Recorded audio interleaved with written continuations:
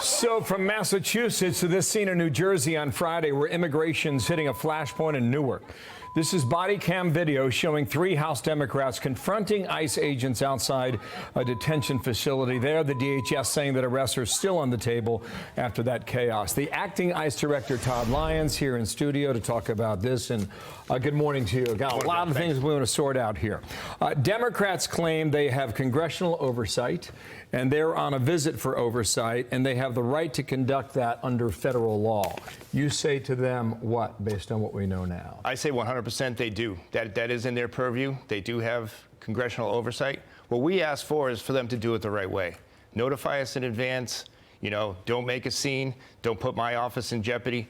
Don't put the men and women who work there at jeopardy. You know, the protesters were out there. Just do it the right way. So where in this case did they cross the line in your view? In my view, trying to force their way in, just trying to make a political stunt out of this, really, it goes above and beyond. ICE is all about transparency. You know, today we were there, had a tour of the facility with several media outlets. We want people to see what we're doing.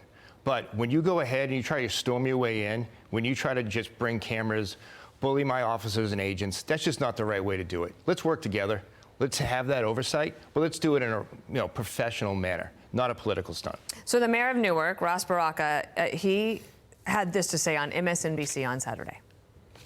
We don't know what's going on in there. We don't know who's in there. They don't allow inspections. They're not doing, they're not complying with the local laws. They don't have a certificate of occupancy in our argument. And we were in court arguing these matters. We usually solve those problems in America through the court of law. They don't want to use the court. They want to use a decree. They believe that what they say goes, that we have a kingdom here and not a democracy. And that's the problem. He's in the middle of a primary election. There's a gubernatorial election in November in New Jersey. So he's running against other Democrats. A lot of people might not know his name, but now a lot of people will after this. He says that all of these things are not being done legally at that facility. What do you say? You know, we wouldn't have been able to have anyone legally in that facility without the permits. And one thing that I really find strikingly odd in this case is the mayor was elected in 2014. In 2014, Delaney Hall was open. There were immigration detainees there at that time. At no time under President Obama did he want to go ahead and have a protest. But yet now he makes a political stunt like this. And, you know, he also made the comments he wasn't there to protest, but he'd been there all week. So there's that.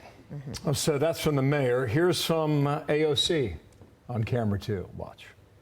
If anyone's breaking the law in this situation, it's not members of Congress, it's the Department of Homeland Security. It's people like Tom Homan and Secretary Kristi Noem. You lay a finger on them, we are going to have a problem. You can address that comment. That's the way we rolled it. Also want to know how many people are in this specific facility? What are they accused of? Who's there? So currently at the Delaney Hall facility is 152 detainees. 75% of them are convicted of a crime or pending criminal charges. People that are in there, the crimes that they're accused of are rape, child molestation, fentanyl trafficking, murder, wire fraud. These aren't the people you want in your neighborhoods. These are the people that are the worst of the worst that ICE are out there arresting, putting their lives in line every day. And to address that comment, under the leadership of Secretary Noem and President Trump, we are out there doing what the American people want, and that is getting these public safety threats off the street so they're not out there to reoffend again. This morning you were with Rachel Campos Duffy, and you were giving a little bit of a tour. What do you hope to try to show people in terms of the transparency that these members of Congress say they want? So you are providing it. Right, and you know, I was really happy to have the opportunity to kind of pull back that curtain and let people see exactly what's going on. ICE detention standards are some of the highest in the business. And when you come and you see what the facility actually looks like, I think the American people will be shocked. We've heard all sorts of things from inhumane treatment, no food, phones not working, and that's just not the case. How many more can be taken to this facility in Newark? So that facility in Newark can hold up to 1,000. Up to, do you expect that to fill up? You know, I do, especially now that we're having more cooperation with sanctuary jurisdictions. I think one thing for the Northeast, there isn't a lot of brick and mortar jails or detention facilities actually cooperate with ICE. So we have to travel to other parts of the country. You know, it puts my officers and agents more flying time. We're not out there actually doing what we're tasked to do. And it's also bringing these detainees and these aliens away from, you know, their legal teams and their families. So we got to run, but how long before that facility in particular is filled, do you think? I think you'll see it in the coming months. I think the more cooperation we're getting with ICE now that local law enforcement is assisting us, I think you'll see that. Okay, all right, we're going to stay in contact. Thanks so much for being here. Thank you. Thanks so much for having me. Appreciate it. Thank you. I'm Steve Ducey. I'm Brian Kilmeade. And I'm Ainsley Earhart. And click here to subscribe to the Fox News YouTube page to catch our hottest interviews and most compelling analysis.